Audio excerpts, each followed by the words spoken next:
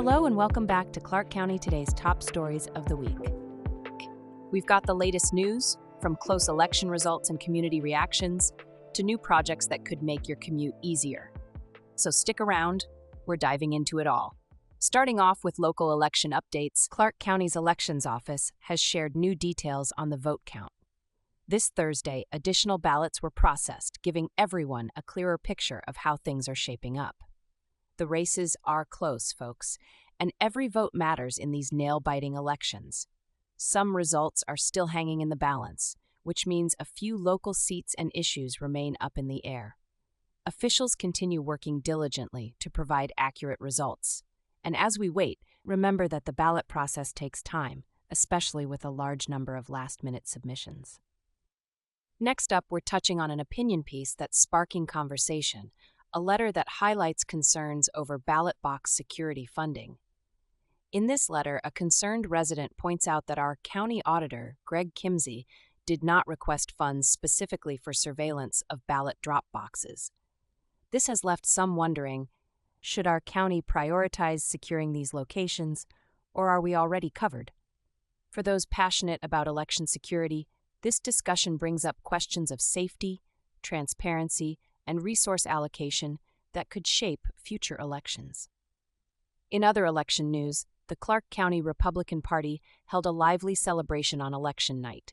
Supporters gathered to connect, cheer on their candidates, and enjoy an evening of camaraderie. Although not all outcomes were finalized that night, spirits remained high as attendees reflected on their campaigns and the efforts they made to support their values. And it wasn't all about politics. It was a time to strengthen bonds and show community support no matter the final count. Now, if you commute through State Route 14, you may have noticed a welcome change. A new lane addition aims to alleviate that all-too-familiar traffic congestion, particularly during rush hour. This improvement project has been a long time coming for residents who rely on this route, and the changes are already making a difference.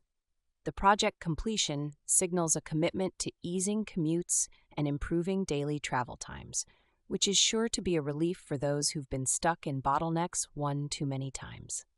Clark County Today's latest sports podcast is here, just in time for the excitement of football playoff season. In this November 8th episode, the team dives into upcoming matchups and key players to watch as local high schools gear up for the playoffs. Additionally, with Veterans Day approaching, the podcast features a special salute to veterans in our community, recognizing their service and highlighting veteran athletes who have made an impact on and off the field. Don't miss this blend of playoff previews and heartfelt tributes to those who serve. Switching gears, we've got big news from former President Donald Trump, who declared victory in the 2024 election. This has stirred up quite a mix of reactions, both locally and nationwide. Some people are celebrating, while others question what lies ahead. This announcement has sparked a wave of discussions and varied emotions, showing just how invested people are in this election's outcome. And now, we want to hear from you. Visit clarkcountytoday.com to participate in our latest poll, where we're asking how you feel about Trump's declared victory in the 2024 election. Let us know if this news brings hope or raises concerns for the future.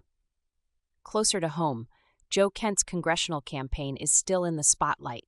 Kent and his supporters remain optimistic, despite facing some challenging numbers. For his team, it's not over until every vote is counted.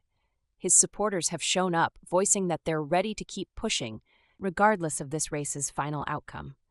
Kent's race is a testament to the perseverance and dedication that local candidates and their communities bring to the table. We're also covering more local races that are too close to call. From school boards to city councils, some of these contests are razor thin. This year's voter turnout and tight numbers remind us just how influential each ballot can be. These races will shape our region's policies and initiatives, so stay tuned for updates as these numbers continue to roll in. On a different note, the Clark County Prayer Breakfast recently featured an inspiring guest speaker, an astronaut who shared his faith and experiences with attendees. His words gave insight into the unique perspective of someone who has seen the Earth from space and carried his beliefs with him throughout his journey.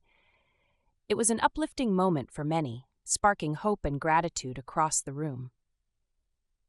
Events like this highlight the diversity of experiences and views in our community, bringing people together in reflection.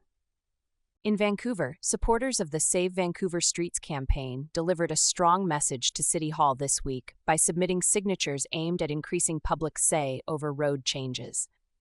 This initiative would require a public vote anytime the city proposes removing existing vehicle traffic lanes.